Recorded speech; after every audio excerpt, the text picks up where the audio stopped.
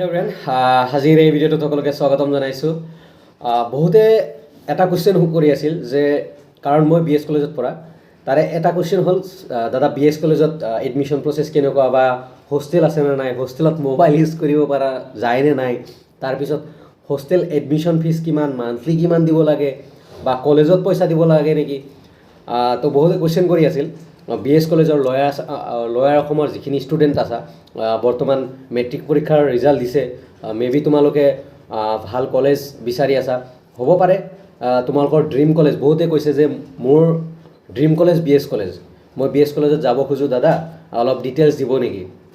তো মই এইখিনি কথা ক'ম, B S college is best, মানে অলৱেজ বেষ্ট, স্পেচিয়েলি ডিগ্ৰীৰ কাৰণে বহুত ভাল, তাৰপিছত এইচ এছৰ কাৰণেও ভাল। চ' যিসকলে মেট্ৰিক পৰীক্ষা দিছা আৰু এইচ এছ দিছা, মেট্ৰিকৰ ৰিজাল্ট দিছে অলৰেডি, তোমালোকে ভাবি আছা ক'ত এডমিশ্যন ল'বা। তাৰপিছত এইচ এছ যিসকল মেট্ৰিক দিছা সিহঁতে ভাবি আছা কিমান পাৰ্চেণ্টেজ যাব। এজন ভাইটিয়ে কমেণ্ট কৰিছিল যে দাদা এইচ এছত ছায়েন্সত এডমিশ্যন ল'লে কিমান পাৰ্চেণ্ট যাব।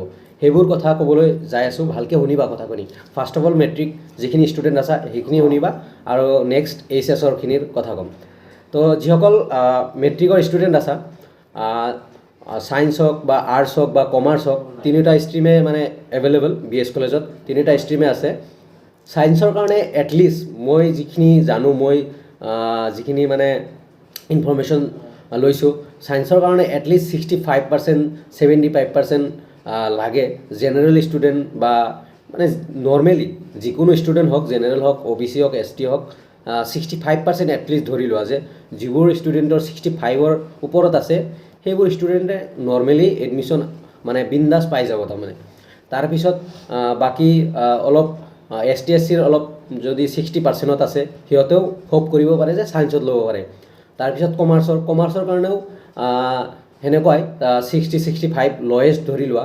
তাৰপিছত বি এছ কলেজৰ মানে যিটো কাট অফ, আৰু আৰ্টছৰ কাৰণেও 55 ধৰি লোৱা, লয়েষ্ট 55, বা কাৰণ আৰ্টছৰ ষ্টুডেণ্ট অলপ বেছি লয়, ছায়েন্সৰ পৰিমাণতকৈ আৰ্টছৰ পৰিমাণ অলপ বেছি লয়, সেইটোৱে।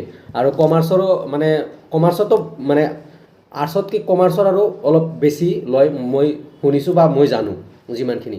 তো ধৰি লোৱা যদি যিসকলে ছায়েন্সত ল'বা এটলিষ্ট 65% আছে যদি বি এছ কলেজ কৰা, আৰু যিসকলে কমাৰ্চ ল'বা 60% লয়েষ্ট কাট অফ ধৰি লোৱা।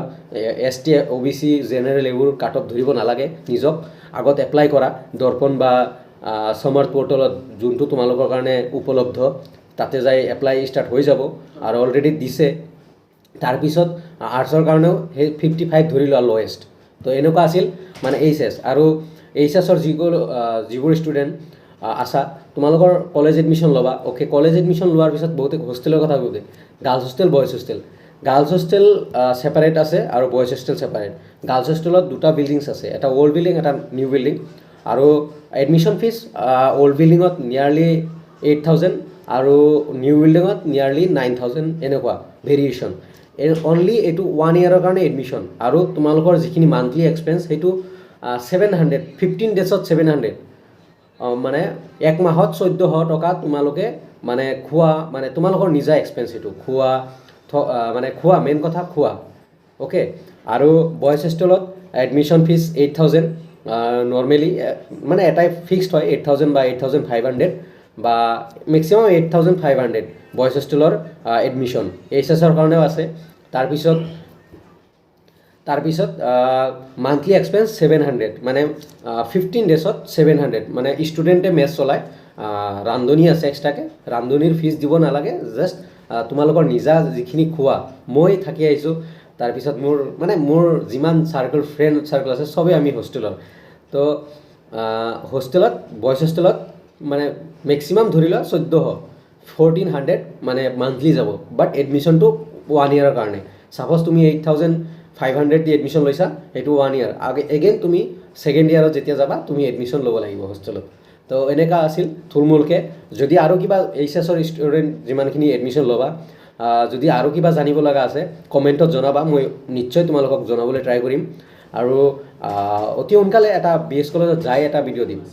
আৰু যিবোৰ এইচ এছ ষ্টুডেণ্ট আছা, এইচ এছ দিছা, ফাইনেল দিছা, ডিগ্ৰীত নাম লগাবা মে বি ছায়েন্স হওক আৰ্টছ হওক বা কমাৰ্চ হওক কমাৰ্চ ছায়েন্স তাৰপিছত আৰ্টছ গোটেই মানে ডিপাৰ্টমেণ্ট বেলেগ বেলেগ কমাৰ্চো আছে আৰ্টছৰো আছে ছায়েন্সৰো আছে অনলি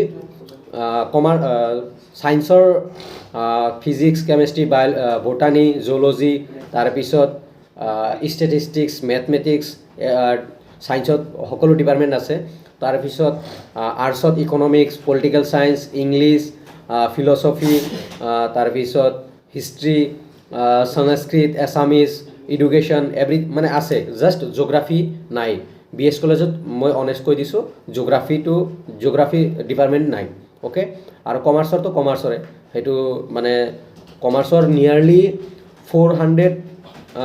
500 ষ্টুডেণ্ট এডমিশ্যন মানে পাব ডিগ্ৰীত পায় আৰু পাৰ্চেণ্টেজটো কৈ দিছোঁ জেনুইনলি নৰ্মেলি যিটো পাৰ্চেণ্টেজ BS কলেজত লাগে ছায়েন্সৰ কাৰণে 70+ তো লাগিবই 70+ মানে লাগে এটলিষ্ট 70+ ছায়েন্সৰ কাৰণে যিবোৰ আছা তাৰপিছত লাহে অলপ চলপ কমি আহিব ছেকেণ্ড লিষ্ট ফাৰ্ষ্ট লিষ্টত ধৰি লোৱা মানে 70+ ছেকেণ্ড লিষ্টত অলপ কমি আহিব যদি কোনোবাই এডমিশ্যন নলয় তাৰপিছত থাৰ্ড লিষ্ট এনেকৈ অলপ কমি আহিব ছায়েন্সৰ কাৰণে আৰু কমাৰ্চৰ কাৰণেও মানে 65 ধৰি লোৱা কমাৰ্চৰ কাৰণে 65 ধৰি লোৱা আৰু তাৰপিছত লাহে লাহে কমি আহিব first list second list third list তো এনেকুৱা কমি আহে অলপ চলপ 50 এনেকুৱা বা 55তো কেতিয়াবা পাই যায় আৰু আৰ্টছৰ কাৰণে 55 ধৰি লোৱা বাট ডিপাৰ্টমেণ্ট ৱাইজ বেলেগ বেলেগ যেনেকৈ পলিটিকেল ছায়েন্স ইকনমিক্স তাৰপিছত ইংলিছ এই তিনিটা ডিপাৰ্টমেণ্টত আৰ্টছৰ এডমিশ্যন ল'বলৈ মানে বহুত হাই কাট অফ লাগে মানে 65 75